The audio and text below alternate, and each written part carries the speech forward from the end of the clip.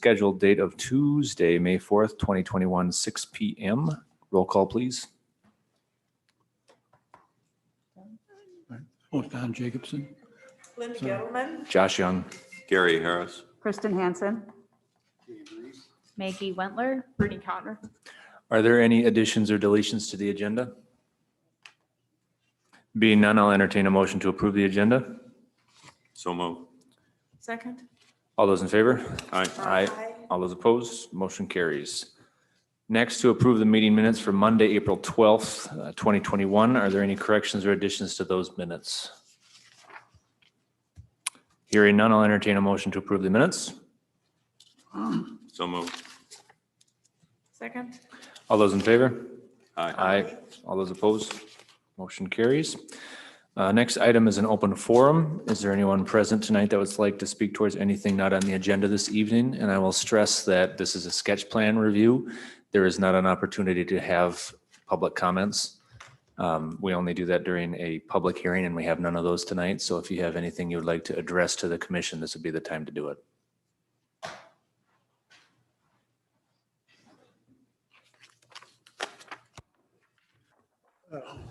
Thank you. My name is Paul Rasmussen. I live at 25221 Bass Lake Road in Nisswa. So I do have some comments on the sketch plan, and I think because of the importance of the land, the natural important environmental concerns of the land and so forth, it's important to hear our concerns now about the sketch plan, even though there isn't a public hearing about it. It's really our only opportunity to talk to you in this whole process. And so it seems a little odd that a big chunk of the interested parties would not have an opportunity to talk about the sketch plans. But here we are. My first comment about the sketch plans is that they're based on the wrong zoning.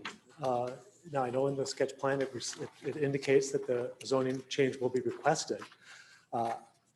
I don't think I've seen that application. I don't know when that's going to be made, but clearly the reason for the zoning request change will be to increase the density of the lot. Under the current zoning, there are 5 houses that would be available under the ordinance. If the rezoning request is permitted, it'd be 8. And I don't think the proper purpose of a zoning change would be to simply allow increased density. I think that'd be contrary to public interest. I don't know why, how do you review a sketch plan if it's even based on the wrong zoning of the land? I think those issues kind of filter out through a lot of the conditions and so forth, assumptions made in the plan. The plan includes the assumed approval of the discretionary density increase, which is provided for in the ordinance. The ordinance gives the discretion to give the developer additional density in the land if you meet certain conditions. It's not required. It's an option. It's your option. I would just stress that we've talked many times about the environmental significance of this land and this lake, and just giving the developer increased density, I think would be contrary to public interest. And I'm not going to get into all those reasons now. But just so everyone's clear, those bonus lots that he is talking about, that's your discretion. It's not automatic in the ordinance. One of the conditions, which he includes in the sketch plan, allows a 35% increase in density because there are no structures within the 225-foot setback. Well, if you look at the sketch plan, there is a structure right there in the wetlands, well within the 225 feet. A boardwalk is a structure. The rule says no structures. It doesn't refer to a residential structure or any other type of structure. It's very broad, and it needs to be broad because the ordinance should be restricted. It's very sensitive land to be built sensitive, and you'd be giving the developer additional density. I mean, throughout the ordinance refers to when it's necessary to distinguish the type of structure, it refers to lake access structures, accessory structures, commercial structures, temporary structures, residential structures, water-oriented accessory structures, and main structures.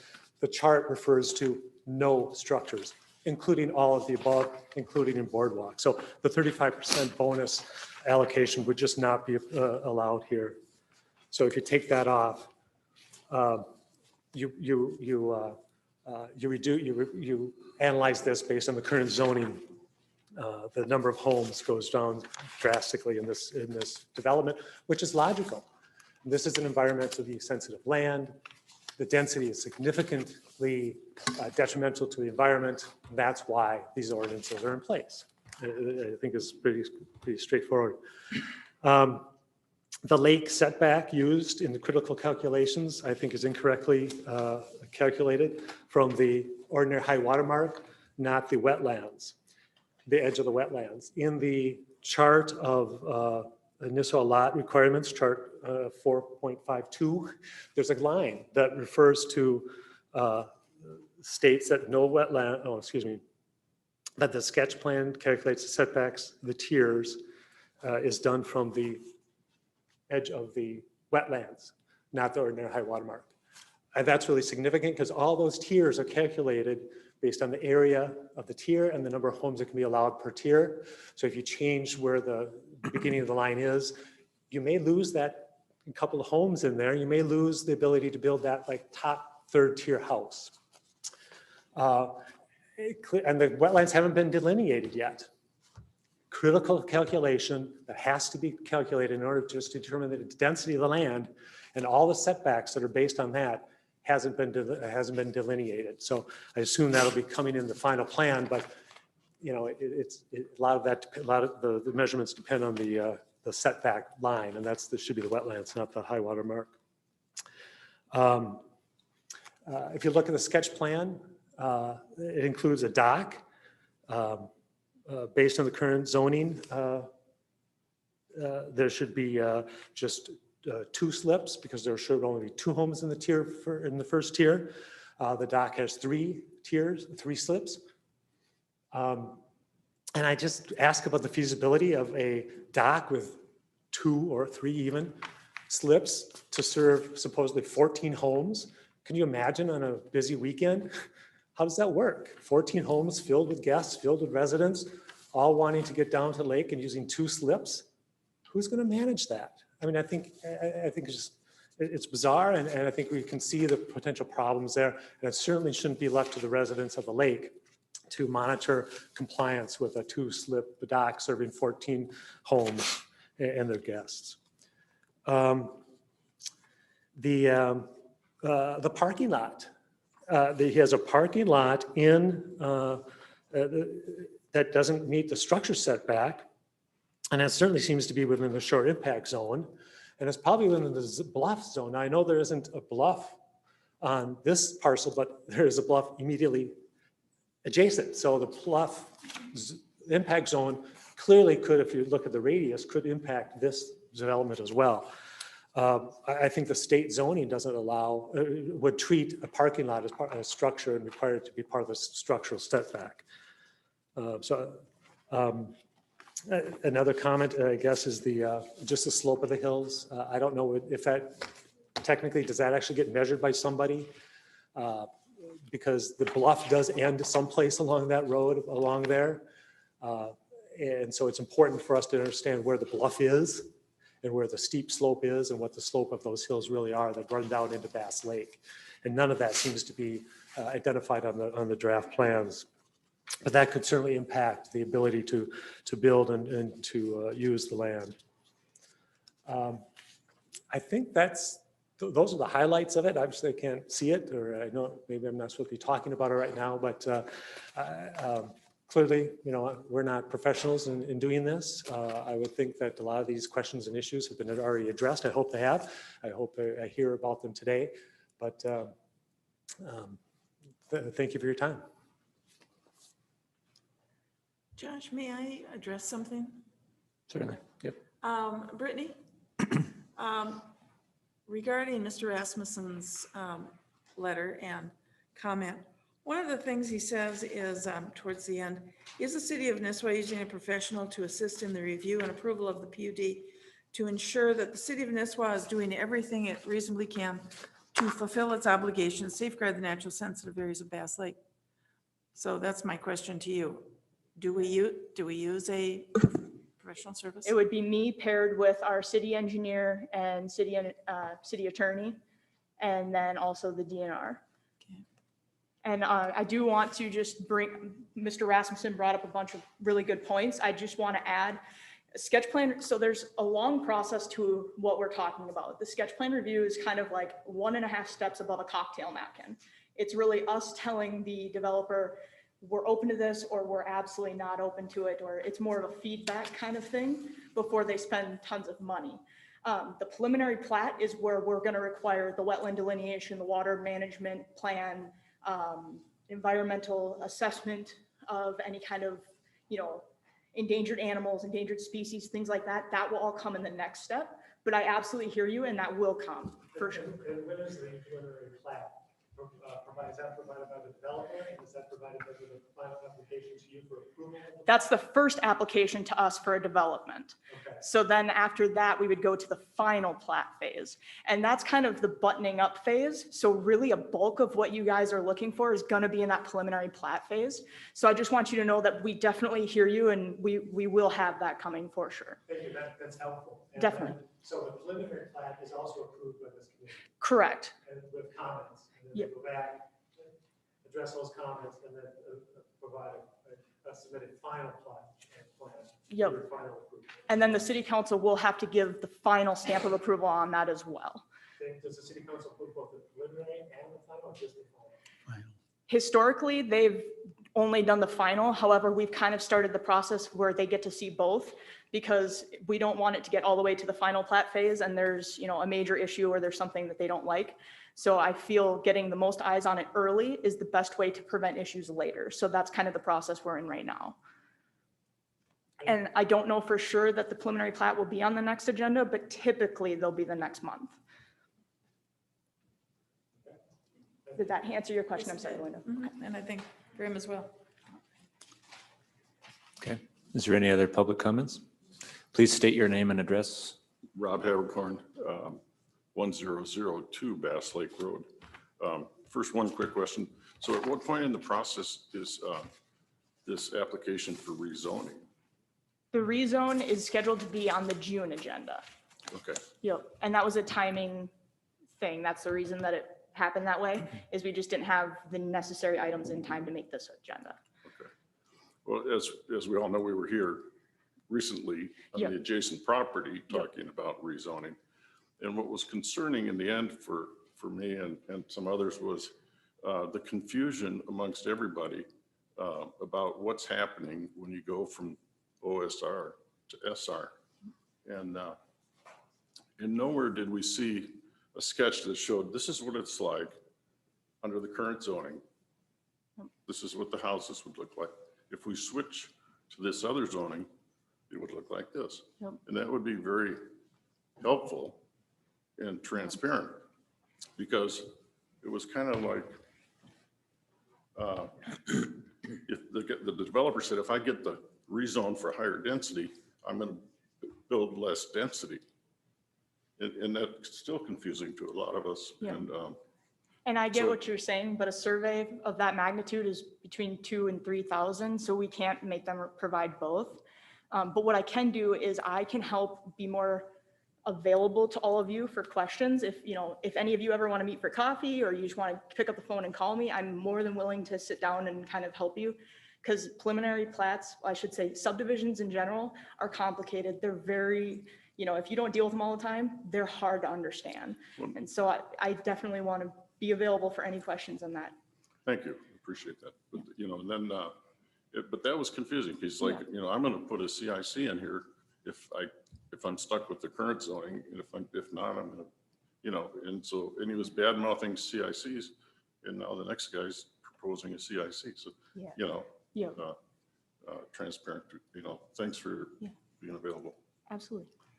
Josh, Mhm. it might be advantageous for Brett need to explain, under the current zoning, how many units could we have put in there? If it's rezoned, how many verbally? So for this one, I haven't done the math yet, because this sketch plan is absolutely going to change. It's, there's, with the potential rerouting of the road, not saying that's going to happen, but with the potential, it will likely change.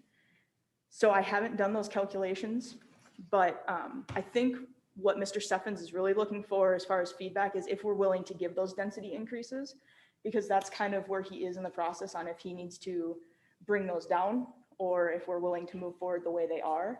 I would guess that getting rid of the density increases would get rid of, I believe, 2 houses, if I remember correctly.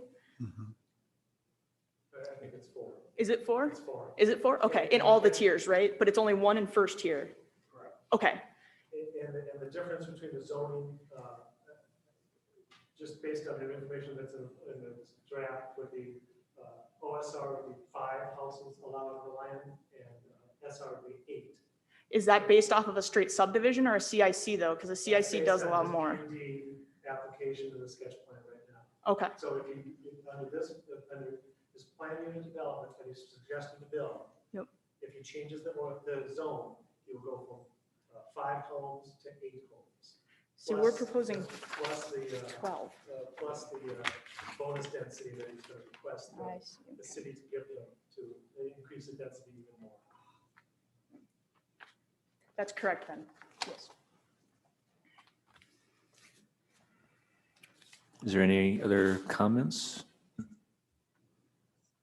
Okay, Sorry, just one more thing I wanted to add, because you had brought up the docking and I wanted to alleviate some of the concerns on that.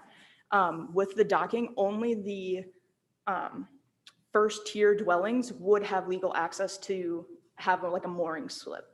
There is a proposed common dock, but we wouldn't allow any storage of boats or anything on that, if that helps.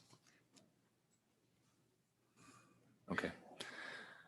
All right, we will move on to new business. So that will be the Roy Lake Cottages sketch plan review. Is the applicant here? Chair, members of the commission, I'm Tom Steffens, and I'm here. Ray Lake Cottages, not Roy Lake. So, Tom, Can you pull over the microphone all over? okay. Well, we've already had some discussion that under current zoning, that's correct. There would be 5 lots, 5 units permitted. If it goes to SR, there would be 8 units. If there are density increases granted, it could go up to 12 units. And that's one of the things that we hope to get some feedback on tonight. The property, we think is a candidate for rezoning, basically because with what happened on the adjoining property at the last meetings of the city council, that was also rezoned to SR. So this property is totally surrounded with SR zoning, with the exception of the northern part of the property. As I say, I submitted a narrative here which described or assumed that the SR zoning would be granted, and also assumed that we would have 12 cottages, the 12 homes. The homes would be, basically single-family homes. They're all detached. They all have triple-car garages. They're all designed for sale to either permanent year-round residents of the city of Nisswa or summertime residents in the city of Nisswa. There would be no short-term rentals allowed whatsoever. I know there was some comments made about that. This is not a resort. This is just a residential subdivision that we see helping to fulfill a need for more new construction, more homes in the city of Nisswa. The density increases, as has been alluded to already, would be 35% based on the 225-foot setback, and also 25% based on the impervious coverage ratio. There's 17 acres of property, and depending on where this ends up, there would be anywhere from 8 to 12 units. The 12 unit limit is, each home lot is significantly more than a 1 acre lot. it makes the project economically viable because of the, the number of units and the costs associated with developing the property. And that's why we would like to see a consideration of the 12 units. We would have, under the rezoned property plan, we would have three first-tier units, 8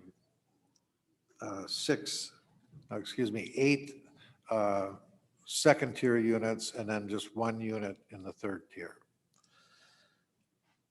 The sketch plan is going to have to change. I'm assuming it may, because I just received an email regarding a meeting that's been established for next Thursday to discuss the possibility of relocating the Bass Lake Road in such a fashion that it would basically divide this property that we're talking about in half. The road would run down the middle of the property, and I don't know, has anybody seen this or had any discussion regarding it? No one has? Okay. Okay.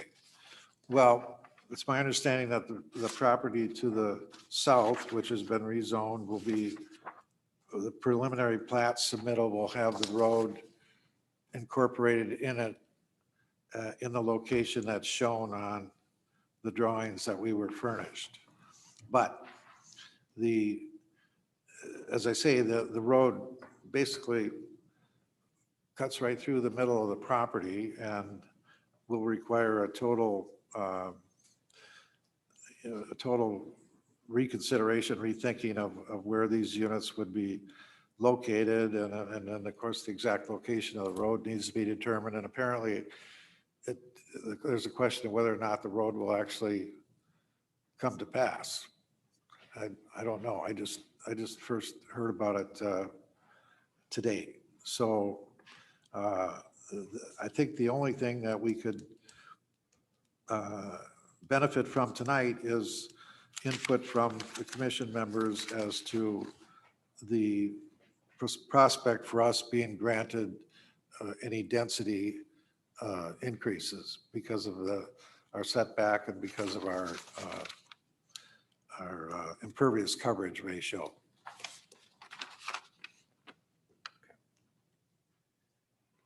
I have a comment to make on this proposed road that you're talking about going through the middle of your property.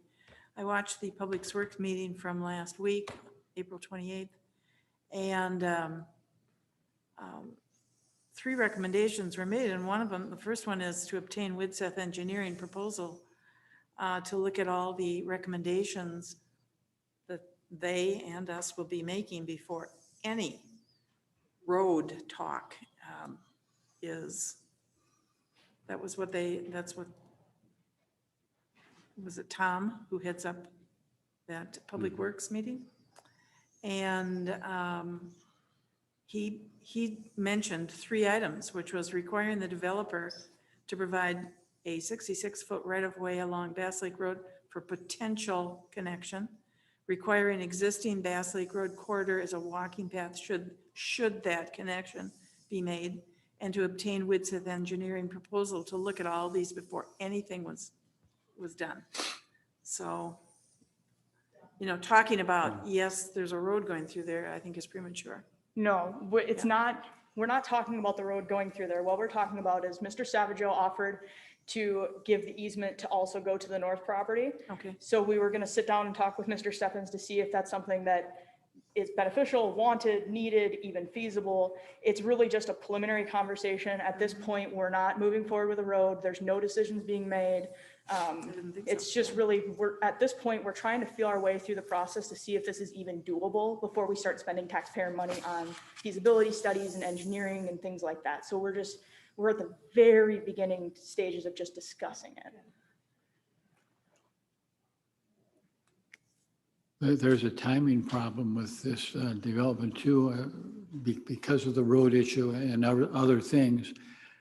Once you submit a preliminary plat, it starts the clock, and you have 60 days to go through. and get it all done and go through everything that we need to get done. So when you start your clock, when you make the application, make sure that you talk to Brittany and anybody else, and Tom, and to know how long it's going to take to do something. Because if it's not done in 60 days, Right. John, For the development overall, is there an HOA involved? There would be an HOA only to the extent of providing a maintenance-free type of environment. In other words, it would be designed to limit the homeowner's need to do any exterior work on their grounds and on their property, but that's the extent of it, although there would be limitations, like I say, on short-term rentals and things like that. But with an HOA, you've got to have a board of directors and dues to pay all those expenses, those kinds of things. Well, the HOA members wouldn't be, So- or board, they wouldn't be paid. The only thing that we're considering that the HOA would be responsible for is the maintenance activities. And that can be limited by the terms of the declaration. This is a private road? Pardon me? Is this a private road? The existing Bass Lake Road? No, the one that Oh, you're proposing. yes, the one that. That's going to be a private road that would coming be a in, so the HOA would maintain the roadway. Correct. How about water and sewer? Is city sewer available here? No. So it'll you'll have a sewer system with septic and drain fields, and be you'll have a community well. water central system. well Yes. or individual wells, doesn't matter. Right. Yeah, that would be the So your responsibility. HOA would be out covering all of that. Correct. Okay.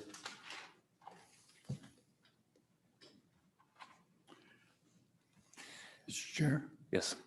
Question of Tom. Is, according to the literature here, contract buyer is you, Tom.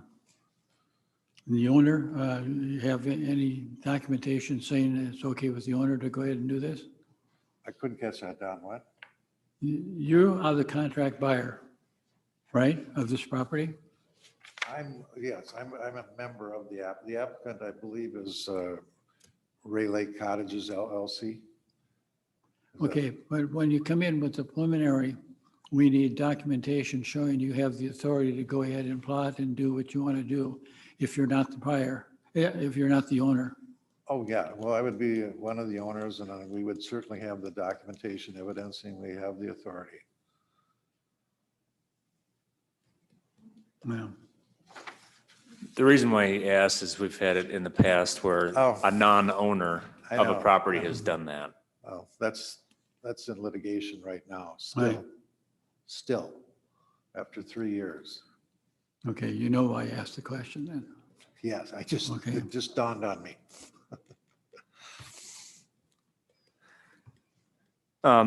I guess my question is to Brittany. I know the road issue is kind of on the horizon. You think it might be coming, but a road is greatly going to affect, especially if it's a 66 foot on both sides, it's going to greatly affect the density. So I think for Tom, he needs to know one way or another how to proceed, because if we talk about the sketch plan and we say, well, we agree on the density, but if we have this road issue coming up later, I mean, all that is a wash. Yeah, and that's why we're trying to talk to the developers, because what we will do is, no matter what happens, even if everything goes forward, including everything with these developments, this road won't happen this year. Realistically, what we would do is plat the road, and then on the next road bond bill, which is in 2025, that's when we would take that project up. So them platting it is kind of an assurance for down the road. Okay. Yep. So then with that plating data, you'd get an idea of where the 66 feet would be, obviously, so you could plan for that ahead. Correct. Yep. Okay. Well, that's true. I think that one thing to consider too is if given the uncertainty over the road and the timing that it's going to take to come to a decision, we're going to have to come, maybe I'm speaking too quickly, but I think we're going to have to come back with a 66-foot roadway easement through the entire property.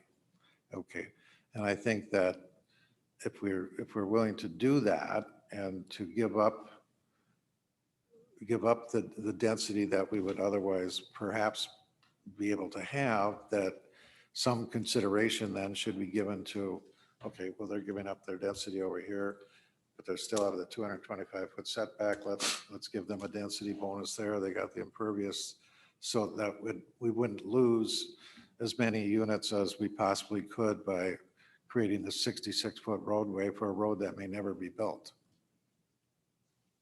Seems to me to be a fair consideration. I think one of the main things you want to know more about is how we feel about an increase in density. Am I Right. correct? Correct. Okay, so in that regard, can I get an idea from the fellow members on how they view, so he can get kind of an idea of where everybody sits? I think that's the point of a sketch plan, to give them a little bit more guidance. So why don't we start with Linda, and then we can kind of work our way around. I guess I need to know more about the 35% to reference. Can you explain Yeah, why we we explained, give a bonus? So part of our shoreline density section is that we'll give certain density increases for different activities. A lot of them are increasing setbacks, lowering impervious coverage, getting rid of, grandfathered in structures, things like that. The goal is to try and give them a little bit more, a little bit further away. Because if you read on page 6 of my staff report, on the notes section, it says that the densities may also be transferred to tiers further away. So if you're comfortable with increased density, but we're not comfortable with it being closer to the lake, we also have that option as well. And also the percentages are not guaranteed. Those are maxes. So if you're comfortable with, say, a 20% increase, but not a 35% increase, that's also up to your guys' discretion. how many feet, how much are we talking about? What? For the 35%? 35%. So for the 35%, it's for increasing the setback on any lake to 225 feet. Mr. Rasmussen is correct that that will begin at the edge of the delineated wetland, not at the OHW. But we haven't had a delineation, so it's kind of tough to judge. Correct. What we're doing is we're just telling Mr. Steffens we're open to it, but ultimately if the tier 1 gets pushed back, just say from the OHW, it's now 400 feet back, or, pick your number, the tiers are what they are. I think sometimes it's difficult for people if they've never looked at sketch plans or plat or any of this. They don't really know the spatial. We have houses tapped in here. Can you tell me how far apart they are based on the sketch plan that you gave us? Just kind of a rough estimate. I can't. I know that the earlier sketch plans that were referred to were 14 units. This has been reduced to 12 units, and I don't have a scale that I can refer to. Okay. I can provide that information, but my surveyor couldn't be here tonight either, so.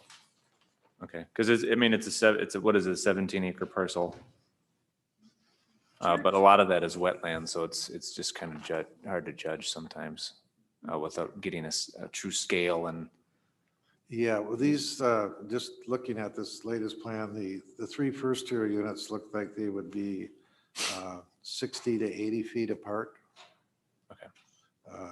They're 50 feet lakeside, and they're at least 60 feet apart. The ones in the second tier are probably 30 feet apart.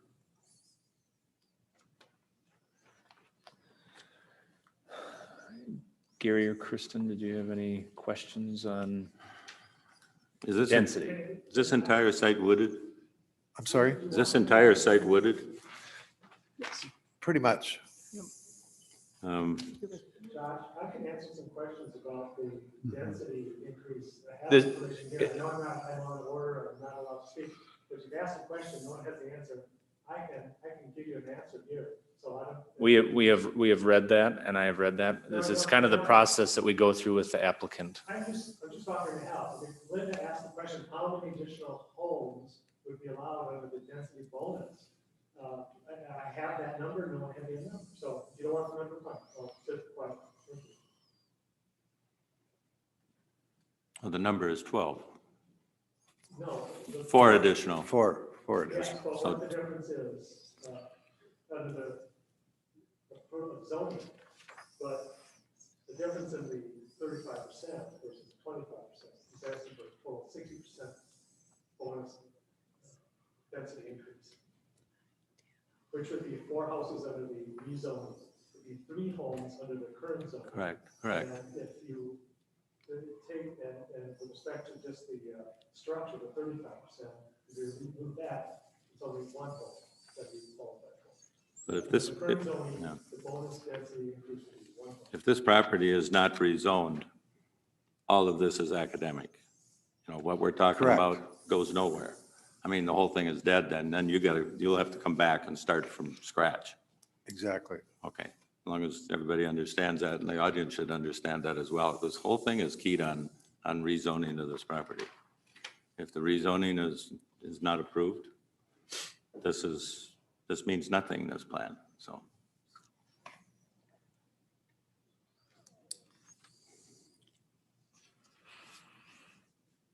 Personally, I think you're pushing the bluff here with the tier 1 homes. That's my own personal view of it. I think that, I don't know why you wouldn't pull this thing over back to the side property line a little bit more out of the road and these other units and pull the drain field septic site area back and get away from that bluff, number one. I don't know why you'd even want to entertain that, but.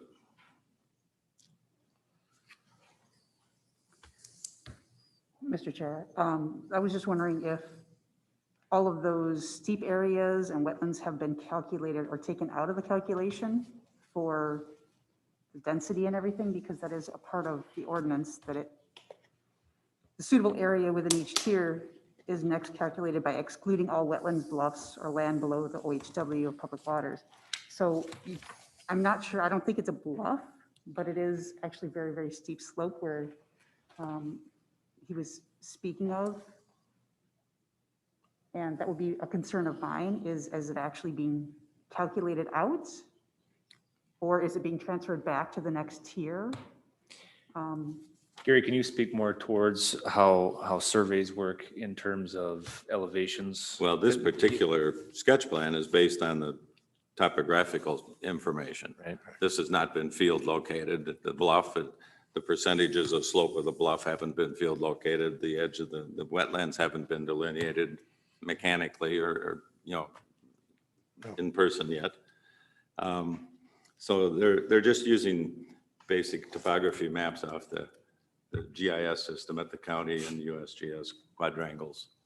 And so when you go out and you field check this topography and this bluff line where the top and the bottom of it is, it very well could move back and forth by 20 feet. You never know. And it just, it's got to be done by your surveyor to judge all of that. So this basically is just a sketch plan, though. It's just an idea of, we'd like to build 12 homes. What do you think of this idea? And I don't think, I think that it's going to be a tough sell personally, but need a little more information though than what's here. So, and I think they're going to, based on the letter and the gentleman was speaking from the audience about the structures, we're going to need a detailed description from the attorney what a structure is, whether it's his boardwalk or not. And personally, I would not interpret it, a structure, as being a boardwalk. So, but I'm not the city attorney, and I think you're going to have to get that because that question is going to come up again. So.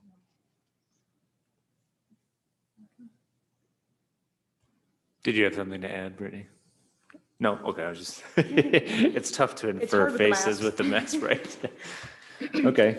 Catherine, do you have any other questions? Okay. Kristen? No. Are you looking for something more specific for feedback? I think the gist is we're a little apprehensive about increasing any density. Am I speaking for the commission? Is that kind of what we're saying? Correct. Me personally, I would like to know a lot more about the topography. And I know that's tough if you don't have an official survey, and I understand that's very expensive because that would affect my decision, how much dirt moving has to happen. Then you have erosion control issues, and it comes up with a lot of different things that come up. And I would also like to know like a little bit more where the wetland is, so we can get a definitive delineation to see if I would be okay or open to higher density. I would have to know where those lines are, because this is like Gary was talking about, this is kind of a rough overview. For the So, preliminary plat, you have. For to me go through personally, that. that's some of the items that I would want to see. Okay. I think the big key here is the road. Mhm. And you're going to have to get a definite answer from the Public Works Committee, which would come here so that we could work on it here through the preliminary plats and stuff like that. So that's a key one. And I'm with you. I think that the density, we really should be looking at keeping it as low as possible. There are things you can do. Work with Brittany and let me make one comment. The letter from Paul, I was impressed with what he has in here. It makes the job a little easier because he's outlined everything that we're talking about. If I were you, Mr. Steffens, I would take Paul's letter, if you don't have a copy of it, Yes. go over it point by point, take a look at your plan that you're putting together, because these will be the talking points. And maybe there's this open space on the planning commission right now, and maybe Paul could have his arm twisted to come on. We'll keep an application on the end of the,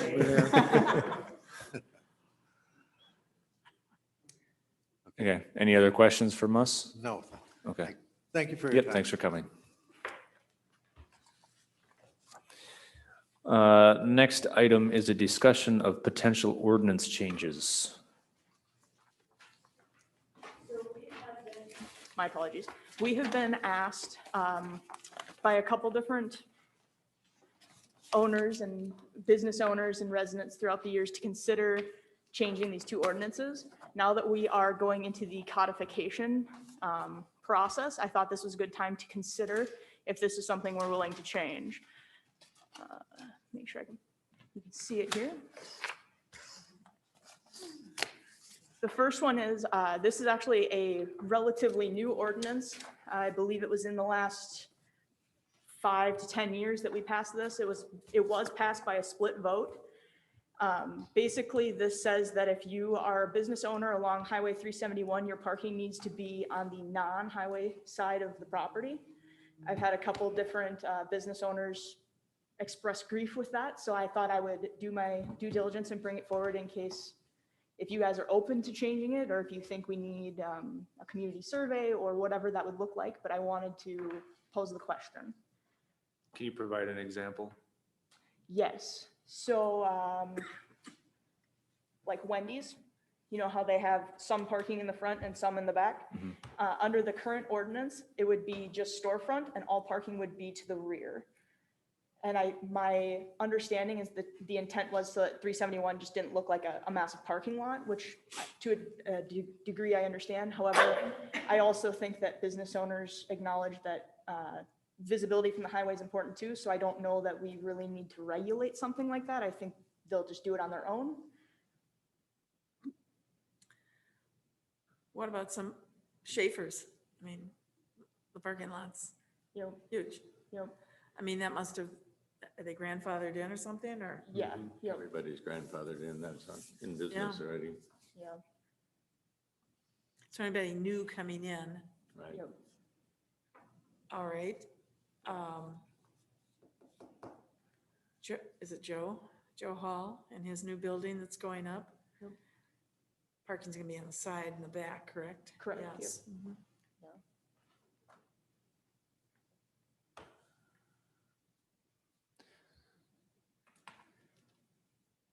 Can you detail on what the staff is recommending to change? Just a little bit more details. So right now it's 40 foot wide from the front of the building, and what is the proposal? Well, that's kind of what I'm here to gauge from you guys. If you know, do we want to regulate on which side the parking is? Is that needed? Or, you know, do we want to say it's 100 feet wide? Or, you know, I'm very open to whatever you guys feel comfortable with. Has there been any feedback from the chamber? No, I have not talked to the chamber, but I absolutely can reach out to them as well. Okay. There might be a difference in anything going in the downtown area here as opposed to down where Schaefer's is and Wendy's is. In that area, there could be a difference in the parking regulations between the two areas. That would make sense. And someone like Dave Sportland that has a sign up there, they haven't started building or anything. But I mean, there's an example, if we want to make a change here. You know, that's a service where he's had people drive right up in front of his building all the time. We better be cognizant, because 40 feet isn't Yeah, much. very limited. Yeah. I've often thought along 371 down there where the old airport used to be, if that is developed and there's several buildings went in there, it would be nice if you're driving down 371, you look over and see the back of the buildings with the signs there, and all the parking is on the west side of the buildings, on the other side, so you can't see the parking. If that whole strip could be developed that way, I think it would be an improvement, personally. That's the other key. Exactly which areas right now would we be talking about in terms of development? It would be That would it be almost impacting? strictly south of Holiday and Schaefer's. There are a few properties kind of scattered in the north, but the bulk of the development that could happen is going to be south of those properties. Now, I see a sign that's up that it was recently sold. Do you know anything about that? The airport property or Dave Sportland property that he purchased. That's Dave Sportland.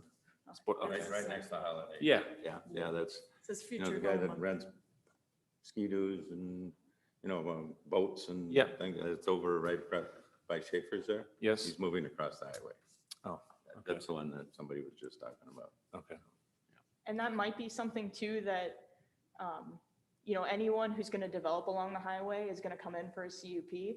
Maybe it's one of those things where we take the given conditional use permit application as it is. You know, if it's a Walmart, it's obviously going to be viewed a little different than, say, a Dollar General or a mom and pop store. So it's also an option where we just say, you know, parking will be evaluated at time of conditional use permit. But Well, that's what I was going to say. If it's going to be Dave Sportland, I'm assuming he's going to want more storefront to show off his inventory. Whereas it's a different application for different businesses. yeah. So, And we can always leave sleeping dogs lie. It was just requested of me to bring it before you, so I said that I would. I feel like that's kind of the way we're leaning at this time. yeah, I mean, I like to get more feedback from the chamber. Okay, definitely. I will get that. And I'll also reach out to some of the businesses that have been around and some of the 371 businesses, and that'll be a good task. That's a good idea. Yeah. Yeah. Build the rapport and everything as well. Win-win. All right, we do have one other inquiry. This one is one that we've discussed several times, even just in my tenure here, is building height.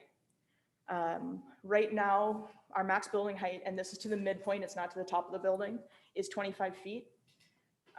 We've gotten very much mixed feedback on this one. We've heard things like, well, we have a ladder truck now, there's not a reason, or we have access to a ladder truck now, there's not a reason to limit it. But then we've also heard the counter argument of aesthetics are very huge in Nisswa. You know, we really do pride ourselves on the trees and the water and things like that. In my discussions with Mr. Hallen, we have discussed, you know, if we were to go up, what would that look like? Are we talking 35 feet, 40 feet, 100 feet? What number are we looking at? And his recommendation, and I tend to agree, was between 30 and 35 feet. So we could go up to 3 stories, but we're not building, 4 stories or skyscrapers, or we're not getting too crazy with it. And then the question of what does that look like comes forward. And maybe it's one of those things where if you're going to be above, let's just say the 35 feet, you need a conditional use permit, or we just stop the buck at 35 feet, then that's what we allow, and it is what it is. So I'd love some feedback from you guys on that. I realize this one is a little harder to kind of wrap your hands around because it's so broad, you're getting the good and the bad with 35 feet, so. I'm thinking back to when we had the church that came in for the gymnasium height increase. I mean, Timberwood. obviously you have to have a higher ceiling if they're going to play basketball or something in the gym. Yeah. Do you remember what the height was of that particular building? Ooh, I don't recall. I mean, we Mark, granted do the you variance, but I recall? don't remember. No, it was different. It was turned out to be 30 feet in the front or 30 feet in the back and 25 feet in the front. So or 35, whatever it was, but there's a medium distance in the middle, and that's what we basically gave them a condition on it. Yeah. Conditional use. And there was another one too last year that the building height was a problem. You remember, Mark, what that was? Or, Well, what I told Brittany, okay, my speak? and- Yeah, yeah, so- Yep, it's just like, so the First National Bank came in, that's the one. and they played the, Yeah. high tech, drew the line, Yeah. and they said they compared it to Wendy's, and no, they didn't. They actually, they confused the bird. I mean, between Wendy's, and between Grandview, the church, the bank, Wendy's, this community, has granted over a half dozen variances to your building height Yeah. along your highway commercial. Okay? Yep. Now, the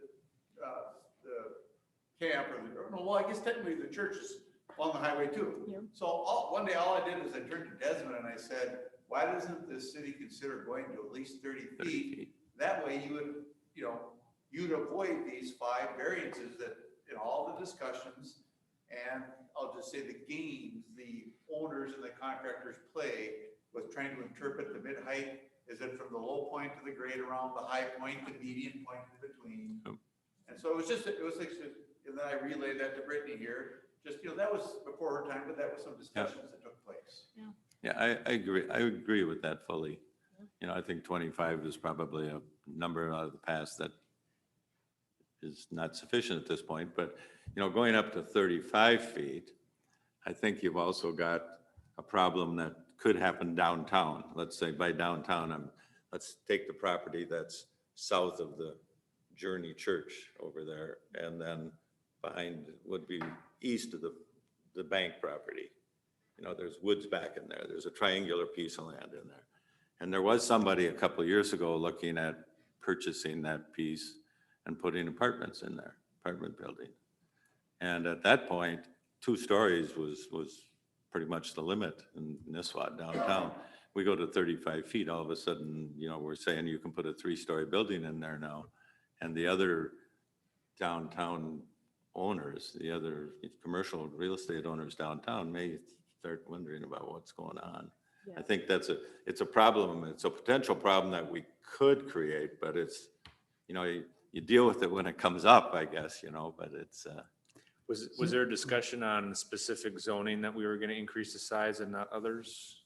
It was just a blanketed question when it was brought to me. However, we do definitely have that jurisdiction if we wanted to only allow it in, say, highway business, or I guess you probably wouldn't want to do central business and highway business in this instance. I would guess probably just highway business. But that was my recommendation to Desmond. Yeah. Was, it's gonna be, first start with your highway business. Because, definitely shouldn't do it for residential, for all the other areas, but, because that's where all the requests were coming in. Yeah. And you've already started that, so everybody's gonna look at the First National Bank and then look at Wendy's, and well, how come they get it? Yeah. And I mean, you've already kind of morphed to 30 feet Yeah. just by the defaults, because you've granted it to everybody. But, like, big change going from 30 to 30 to 5. I think that's something I'd be fully in favor of going to 30, but 35, I think just takes a little more discussion. Yeah, you got to remember, if you go from two-story to 3-story, that increases your parking by 33%. Yes, I know too. that. I know That's, that. that's. Yeah, a big square one. footage goes up, everything goes up. Yep. So it's, but it still could be a problem, so. You could have a much smaller footprint and just go vertical, you know, and then you have a tower sitting there that's apartments, one on top of the other, Yep. you know, so. And we could write it too if we wanted, where, say, if you're gonna go to 35 feet, we increase the setbacks by 50 feet and it must be a natural buffer, or, yeah, we do have that option as well. I think that at some point Nisswa is going to end up building up instead of out, just with our high water table and our impervious coverage limitations and such. But that's not to say that we need to do that right now either. Well, Has there been any feedback from the city council regarding building height? Has that ever been addressed? That hasn't come up. Nothing. I've spoken with a couple individual members, and it sounds like they're open to it, but they're not, I'll say trigger happy. You know, they're open to it, but they're not like, we need to get this done tomorrow kind of thing. Apparently Brittany didn't want to talk to us because she knew we'd be negative. I try to do my homework first, so Well, that when you ask questions, I'm prepared. we've talked about it before, so I'd be in favor of going up to 30 feet, and if something happens above that, then we deal with it when the project comes up. I think another thing besides parking, that's the visibility of it. What's the outside going to look like? Yep, yep. Because as Gary said, I mean, going to 30 feet really just limits them to still two-story. Right. But what it does is it allows them to go to their 812 roof pitch Yeah. and everything, give them the more up north look. Yep. With two commercial 10-foot stories. Yes. But No, I- Yeah, Because no. that's what everybody's coming and asking for the variance for. Yeah, I'll say with the exception of the church, the gymnasium was a.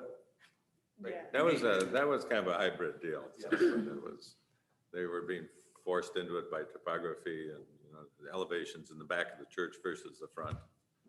And being I'm a member there, I should not be talking about this anyway, so. Just to get a general feel, does everyone kind of agree on the 30-foot or not?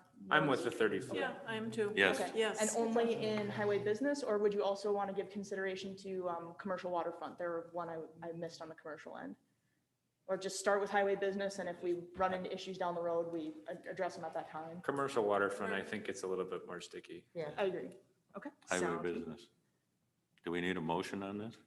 No, I'll bring a, It's just our feeling, right? yep, I'll bring a proposed change coming up. Okay. It will not be next month, which brings up my next topic is, would 4 PM work June 1st for everyone? We have a very, very content-heavy month next month. We have 5 plats at some point in the process. And that's not talking about a public hearing on what we're We have one talking public about hearing tonight. for a preliminary plat. We have the rezone public hearing, and then we have 3 sketch plans pending Mr. Steffen's next move. He may be the 4th. Can we have some room to do some site visits? Yes. I that just was think we gonna get be- way more out of it and we need enough time to Yeah, go to these That's why you places. want 4 o'clock, right? Well, that was my follow-up question is, I was gonna do site visits at the public hearings, but not for the sketch plans, because I thought that was a little preemptive, but I wanted to get your feedback since you're the ones who have to make the decisions. I want to give you the tools you need, so. I mean, I like having, I don't know up to what you No, guys I think, like but I like to this do is- site visits. For all of them? I mean, I like to. Okay. We're gonna You need wanna- more you than an wanna- hour then. I was gonna say, you guys want to start at 3 then? Because there's gonna be a lot. Can you do it over 2 days or like the day before, do a visit? And then the next day is the meet, you know. Yeah, let me try and set that up. I'll reach out to the applicants just to make sure that we have a permission to do that, but I'll send out an email to keep you all in the loop as we progress on that side. Pending being able to do it either the day before or maybe in the morning or something like that. Does anyone have a problem with starting at 4 or even 5 if we need? Or- I have a flexible schedule, but I like her idea. I mean, that's how Crow Wing County does it. They'll have a visit day where they'll visit all these properties, so you can devote a little bit more time to it and walk it. Okay, yeah, for sure. I would have a problem with 4, or actually 3 more, but 4 I could probably do. The day before would be really helpful, because then if we could do it a little bit later in the day, Yeah, because currently I'm driving 45 minutes to work. okay. And so I'd have to take off a lot earlier, but I would for sure want to be there if I can. Yeah. So I do like the idea of doing it the day before. Okay. Brittany can also send us a map of the areas and we can go on our own and take a look at it too. Yeah. If it's allowed, I don't know if it's just, if we're allowed to do that. As long as no more than two people are.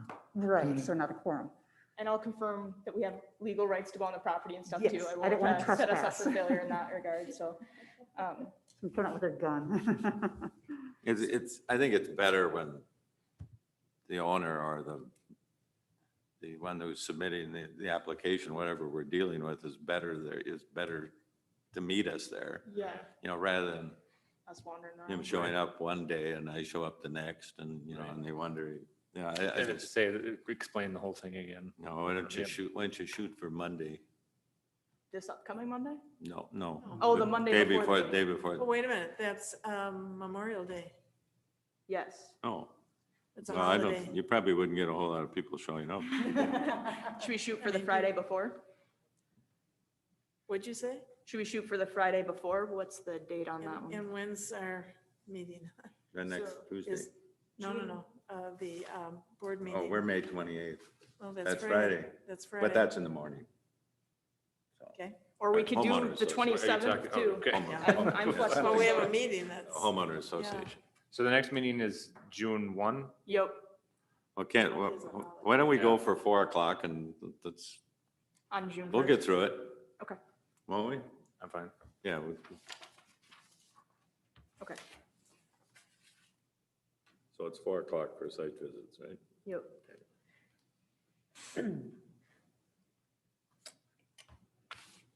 All right, sounds good. I'll get that out. And then to go into my report, I guess, we had 5 permits issued last month. Only 1 was a dwelling, so for some reason, we kind of skidded on our brakes a little bit there, but with 5 plats coming up, I don't think that'll be an issue for very long. And then we did have 4 new violations, 3 of which are resolved. I did speak to the property owner of the 4th one, and we have created a plan on how to rectify it, so I anticipate that being resolved within the next week, I hope. How do you become aware of those?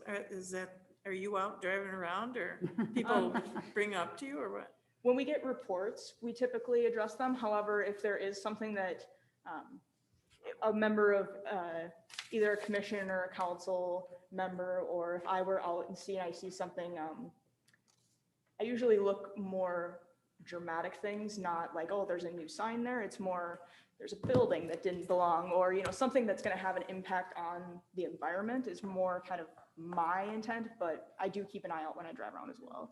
And I know that there's we do have councilmen and commission members who also kind of keep an eye out, which I appreciate because I can't be everywhere. And That's part of your new job description anyway, isn't it? correct, yes, it is. Before and after. This is a side question, but when are you going to be starting to review some of those? You said that as part of your new position, you're able to review some of our past. My hope is that as soon as the codification's done, because we're going to add that language in, we are already starting talks on how that looks like and what, formulating the policy and stuff. It's just kind of buttoning it up to make sure that we're doing it consistently, accurately, and legally, so. Mhm. Any additional comments, questions? Have we had anybody apply for the open seat? Not yet. So if Okay. you know anyone or if people at home know anyone. I just like to have an odd number, that's all. Yeah, Yeah. absolutely. Gets rid of the option of a tie. Right. Say, what is what's the business that's going in, like where the old chiropractor used to be? That building's been redone on. Over here. Yeah, On Lakers, yeah. I don't think anything's going in there, at least not that I know It's of. been totally renovated. Yeah. Yes. Yeah, and that's why I haven't. Okay, I was on the wrong street. I apologize. Right down by the highway. Nothing that I know of at this time. The property owner did call and ask about just doing cosmetic changes, but at this time I don't know of any business, but. Okay. Questions, concerns? All right. Well, thank you all. I appreciate it. If you want to put the meeting off a week next month so you can get the packets ready, they're going to be Yeah. that thick. Yeah, it'll be like. Yeah. Yeah. Do we want to close the meeting? Okay, I will make a motion to adjourn. Second. All those in favor? Aye. Aye. All those opposed? Motion carries. Meeting is